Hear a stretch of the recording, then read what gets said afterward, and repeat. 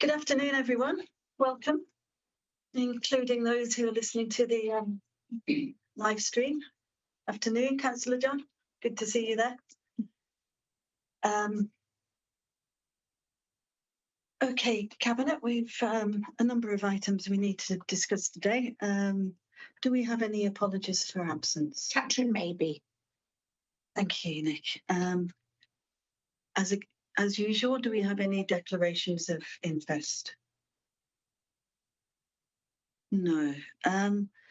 Item 3, use of section 106 from the N584 Land at Forensic Science, Chepstow. I'm withdrawing because Councillor Maybe is unable to join us in this Cabinet meeting. It will come to the next Cabinet meeting.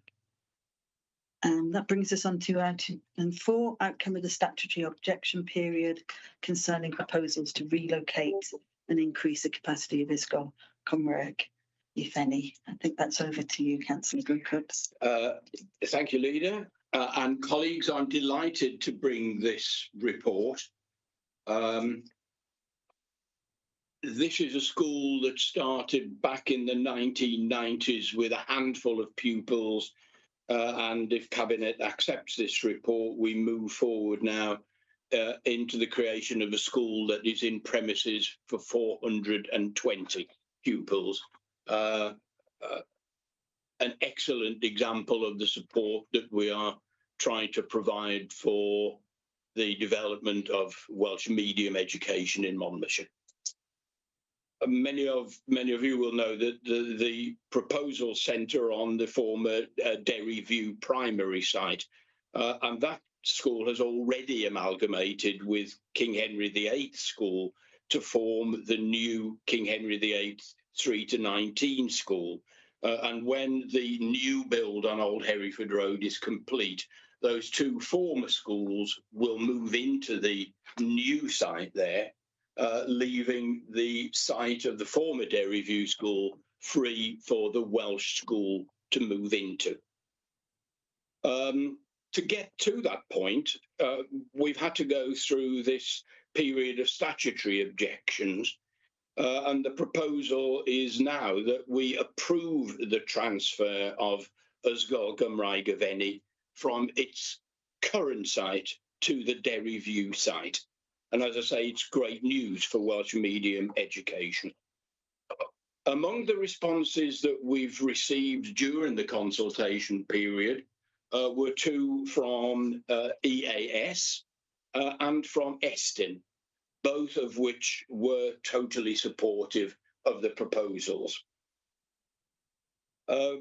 Responses generally were overwhelmingly supportive of the plan. 89% of the 18 community responses were supportive. The period for registering any complaints ran from the 21st of June to the 19th of July, 28-day period in line with the School Organisation Code for Wales, and no statutory objections were received to the proposals during that time. The whole process, I think, demonstrates the commitment of this administration to increasing the numbers of learners of Welsh and to those being educated through the medium of the Welsh language. And a final point is that I was really pleased to see that when it went to the relevant scrutiny committee, my enthusiasm, I think, was also shared by that committee. So I bring this as a sign that we are almost ready to go with the latest development of Welsh medium education in Monmouthshire. That's really good news, actually. Very positive to see these developments. Cabinet, is there any observations anybody would like to make? I do believe this is very straightforward in an excellent way. In which case, I'll take us to the recommendations, which I have no doubt we agree with, that we proceed with the proposals and that we agree that they are implemented with effect from next year. And that is such positive steps for our commitments to Welsh education in the county. Thank you very much, Councillor Grocott, and can you thank the team and our partners in the work that was done to get us here. Right. Item 5. Great to see you still smiling, Councillor Grocott. We're on to proposed home to school transport policy.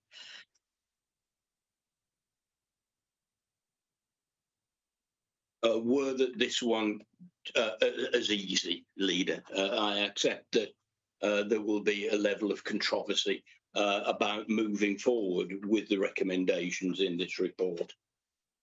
To cut to the quick, the report is basically suggesting that this council adopts the statutory distance criteria for provision of free school transport.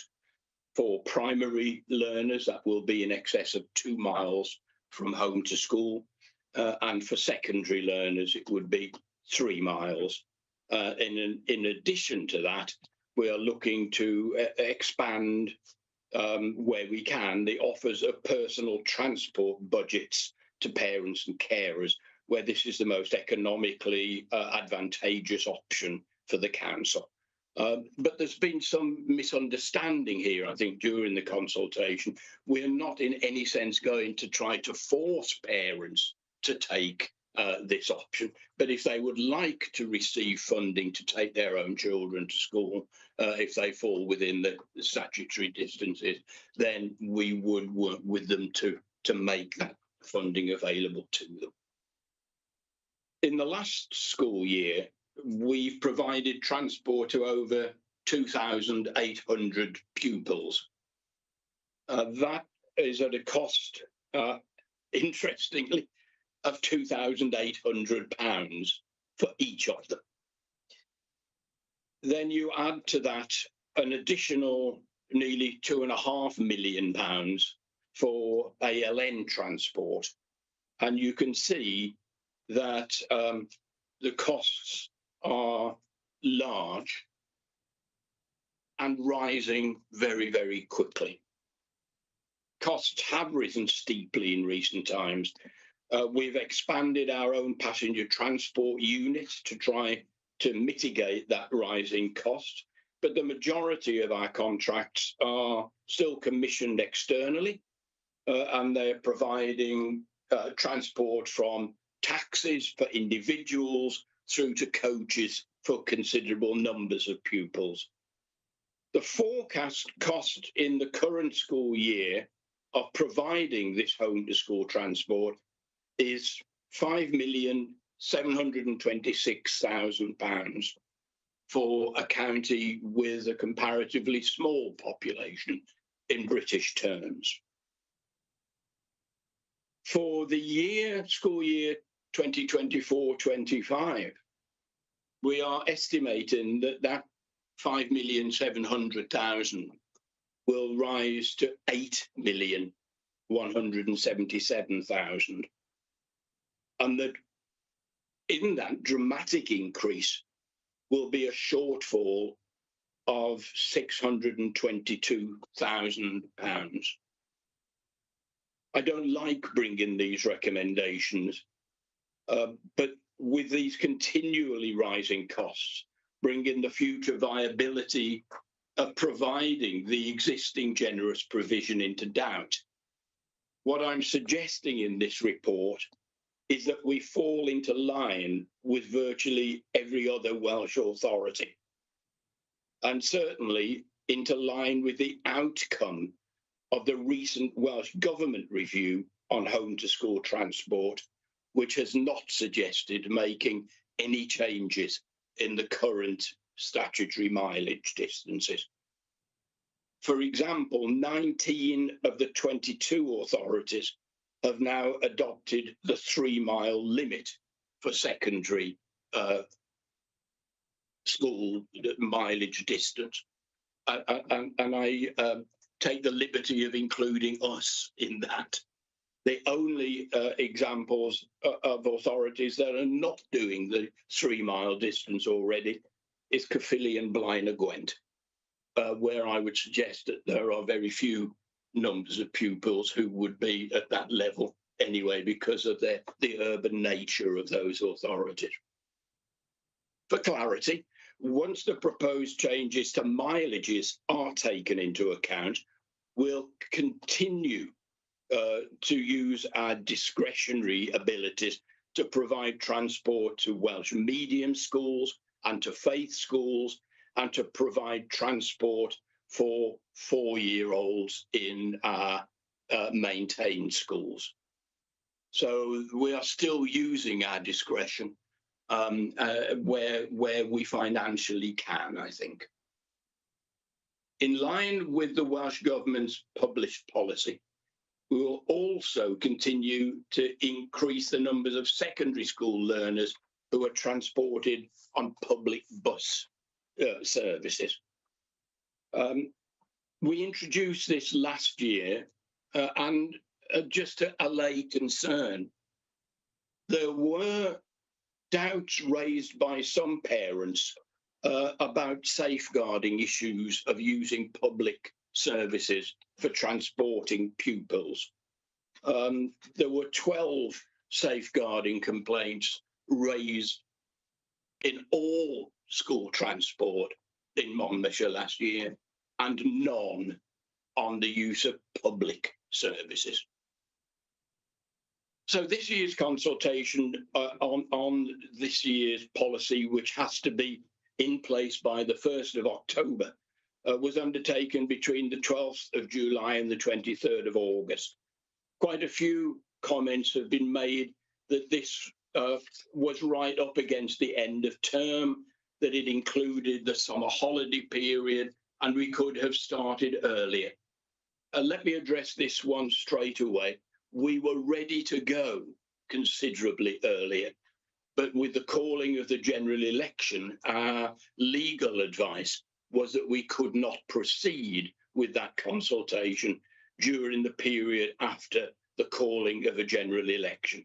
So we had to wait until the outcome of the election was known, which did mean that it was literally the last week or so of the school term that was included in that period. And I'm sorry for that, but we were given that very clear legal advice. But we did contact every user of the service and every key stakeholder by email, and we held events in all of the 5 community hubs around Monmouthshire.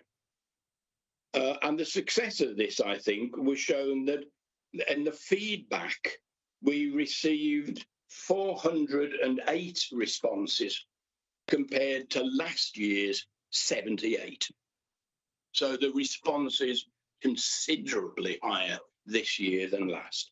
Biggest concerns were about the safety of walking routes if we were to go ahead with our proposals, the impact on working parents of having to get their children to school, environmental impact of more bus routes, the impact on Welsh medium education, and the potential for increased absenteeism. We will monitor all of these as the year goes on if we adopt the proposals this afternoon.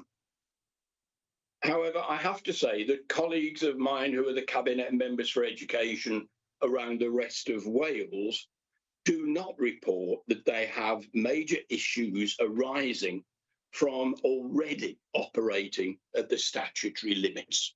And I note that none of them are proposing to move towards Monmouthshire's current position.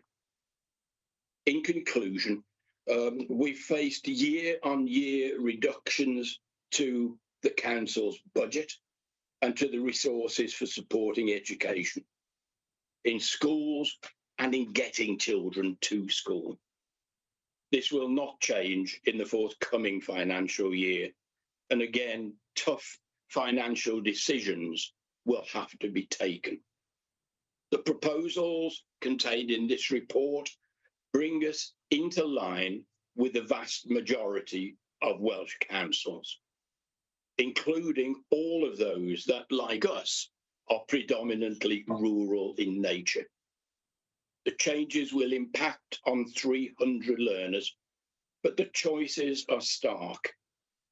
Cabinet might reflect on whether this is a better suggestion than further cutting school budgets themselves when we face very difficult decisions in that area as we work with schools and develop the budget for the coming financial year.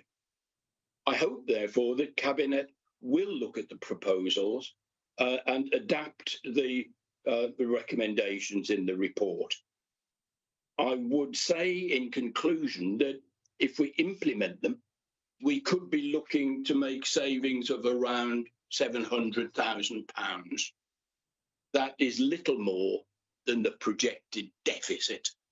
And so we are not making savings other than reclaiming the deficit from next financial year.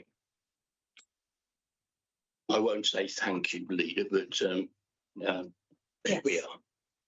I understand, Councillor Grocott, the position we're in really refers to the last 14 years Indeed. of deep cuts to local government and to public services. And it's something that we are having to address as a nation.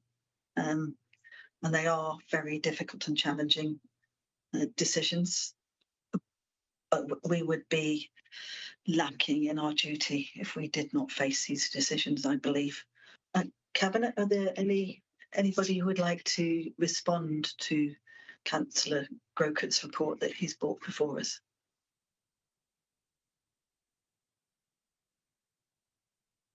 I believe, Councillor John, you have a question. Oh, in fact, you have three.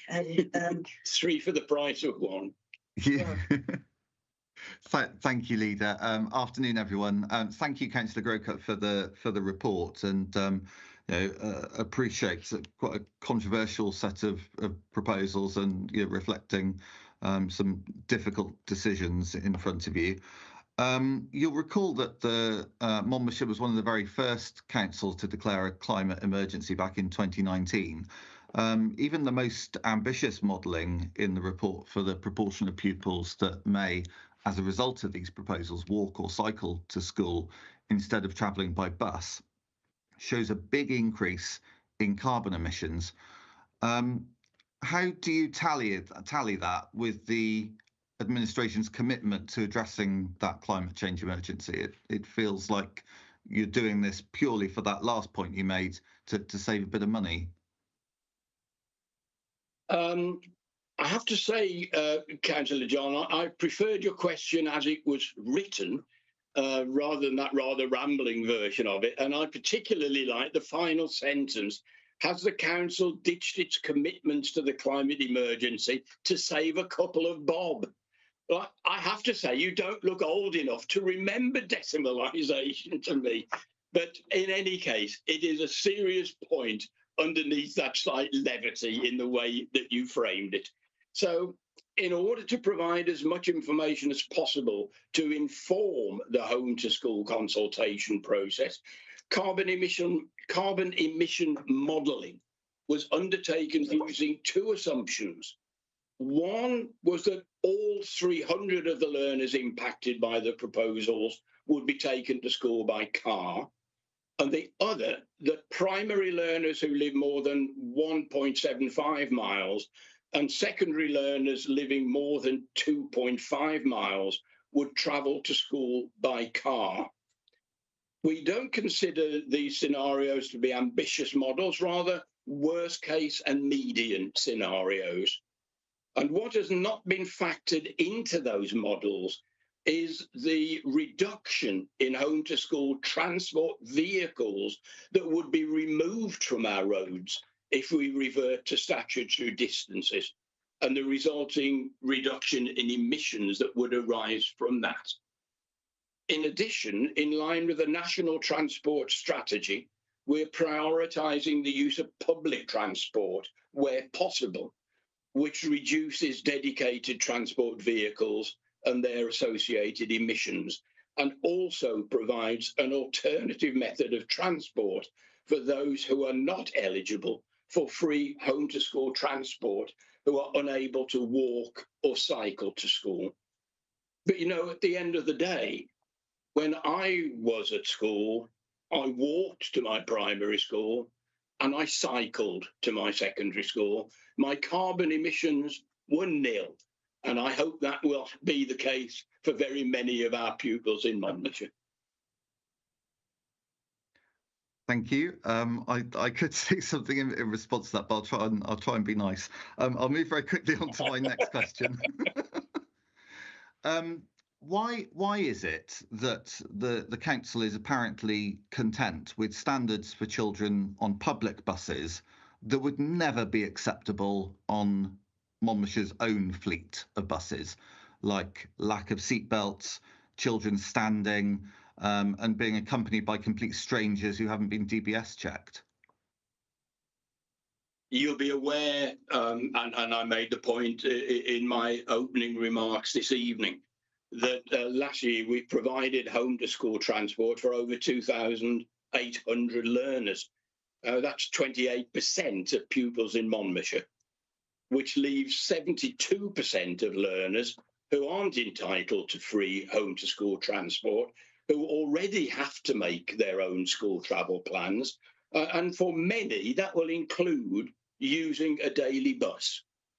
We are concerned about providing the best quality service for all public transport users, but did ensure in the recent public service tender exercise that bus timetables and vehicle capacities were suitable to meet learners' needs so that everyone could travel safely to and from school.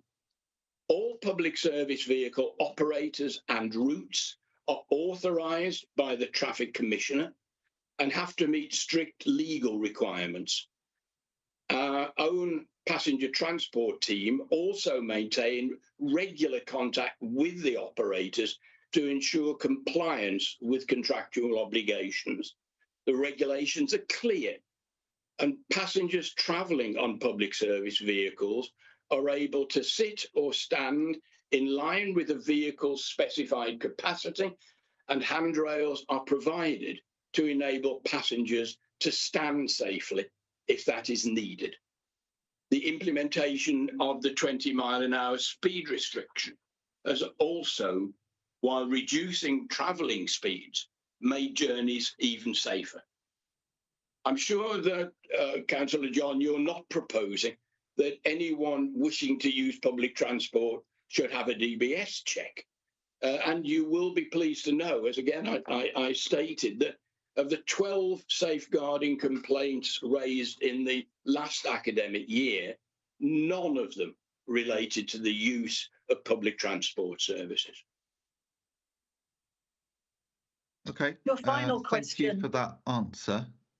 My third question is, you know, we're a large rural county, and your proposals will result in pupils in some rural communities walking up to 6 miles to and from school along 60-mile-an-hour roads, including in the dark in winter. Do you really think this is safe? Where there are concerns about the availability of a walking route, these will be assessed by the council's road safety officer, who is completely independent of me and anybody else in the CYP Directorate. They're in line with the learner travel measures and the Great British Assessment of Walked Routes to School guidelines. If a route is deemed to be unavailable, which means it's unsafe, in line with the learner travel measures, free transport on either public service or dedicated transport will be provided. Okay, thank you. Thank you very much. I will take us straight to recommendations, Cabinet. We have 3. I will take them collectively so that we consider the consultation responses. We agree to implement the following 25-26 home to school transport policy. That is next year, just so we're all clear, and for those online. and we delegate authority to the Chief Officer Communities in place to develop and amend the home to school transport policy and any supporting guidance to reflect our decision. Are we agreed, Cabinet? Yeah. That's agreed. Thank you. That moves us on to the last item, which is the Community and Corporate Plan Measurement Framework. And gosh, Cabinet, that's me.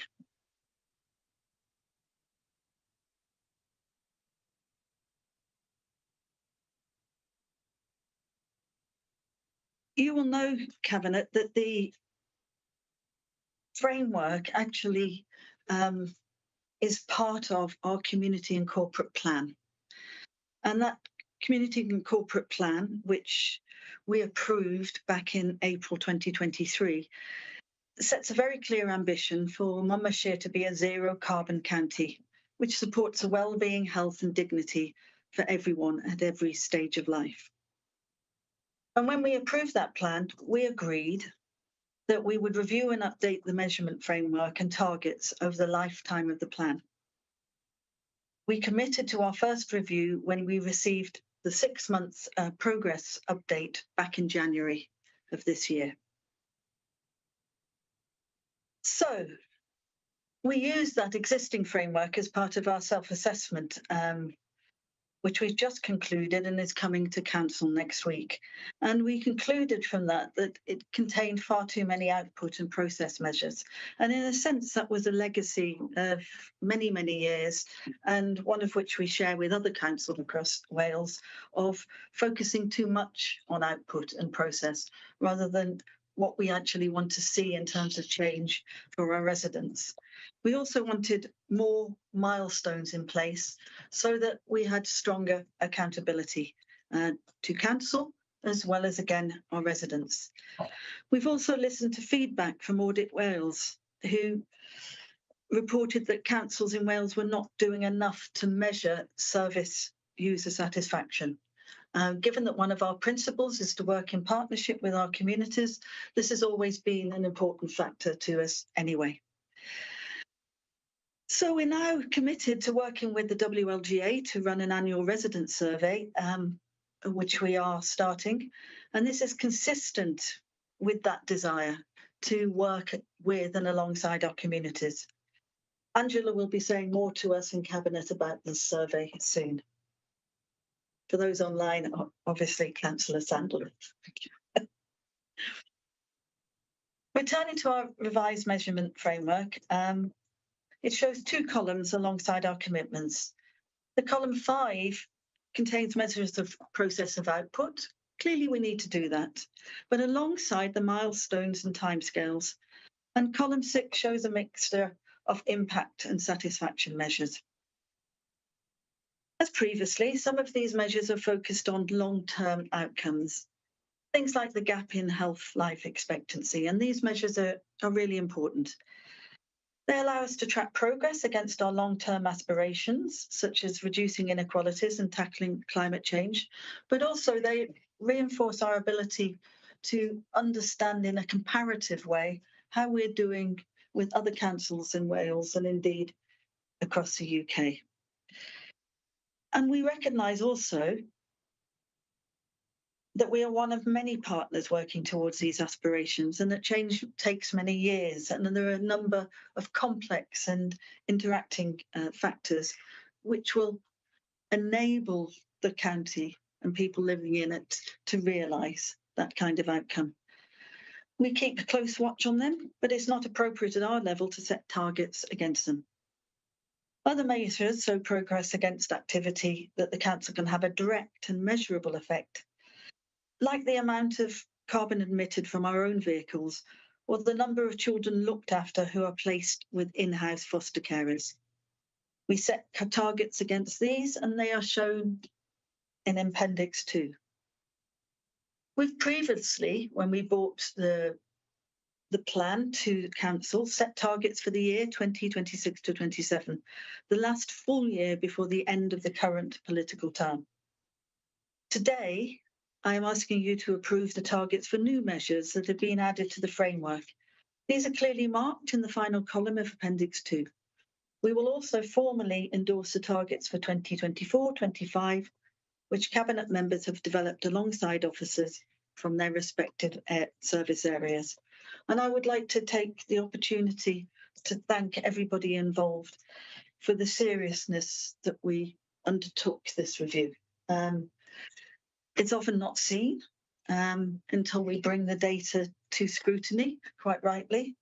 But the work that we must do and underpins our drive to delivering on our priorities as set out in the plan is bringing forth that evidence to allow us to see that we're on track and that we can be held accountable. And when we are not on track, the adaptations we must make to get us back on track, not just for performance sake in itself, but because we have made a commitment to our residents that what we set out in our plan, which we believe and they have put faith into us, will make a difference to our residents, to Monmouthshire, we need to do. And we cannot do with this without this kind of measurement, without this kind of data being in front of us and being used on a regular, routine basis. So you'll be aware, having set that context, and it is worth stating for the benefit of watching online, that the framework only focuses on some number of performance measures that our services use, but that we also have service business plans and directorate performance dashboards in place. Those dashboards can be seen, and they're part of our pledge to be accountable. And where they can be seen on the hub, it also contains a community and corporate dashboard, and this will be updated with these new measures and can be tracked. I'd also say that ever since that we did come into the administration, we have taken seriously our pledge to work with everyone, include everyone in whatever we do. And we restate our commitment to improve the disaggregation of data so that we can better understand the use and impact of services on different groups within our communities. And I'd like to thank Councillor Sandler that the work that she has put in, along with the team of officers, not only for the survey, but really to make connections and engage with all parts of our community. And I believe that is being seen. So thank you very much. So, Cabinet, do you have any questions or observations you would like to raise? No. Councillor John, I believe you have one. I do. Thank you, Leader. The report sets a target for school attendance for pupils eligible for free school meals in the academic year 25-26 being just 2% behind overall attendance. So how do you think the council is going to achieve that, given that the data is actually widening, and at secondary level, it widened from 3.6% to 9% last year? Thank you very much for raising that question, Richard John. That's precisely why we collect the data, actually. And it comes back to the wider point that I think you're alluding to, is we should never be led by targets. What we should be led by is what we have said we will do for our residents, and any responsible council will start from the point of wanting positive change for their residents, and in particular for their younger residents. Our ambition is to ensure that all our learners have access to good quality education, and we want to close that gap. We have to recognise that is a huge challenge. That's a huge challenge across Europe, let alone Wales and UK. But that must be our starting point, not a target. And we should not cut the target to fit a spurious desire to show that we can always meet them. Sometimes we can't, but the way we work must be in terms of how we can. So it is quite right that we set ourselves a challenging target for the attendance of learners And we know that being in school is the key means by which we can support our vulnerable learners.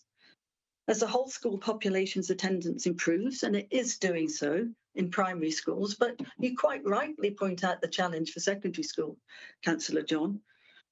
We are right to target the attendance of learners eligible for free school meals, because that is a proxy for multiple disadvantage and many forms of discrimination also, some of which is hidden. In terms of our current situation, you have signalled, and I've said it, you're quite right to do that, that it's challenging, but we have redoubled our efforts over the last 2 years, and there is significant activity that's been undertaken to promote higher levels of attendance.